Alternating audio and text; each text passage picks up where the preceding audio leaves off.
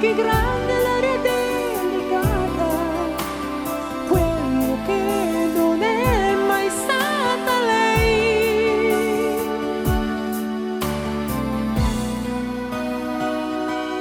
Le avrei rubato l'innocenza come si fa col primo amore, strappando a lei i segreti della sua prima intimità, per insegnarle che peccare insieme non è punito se si vuole bene.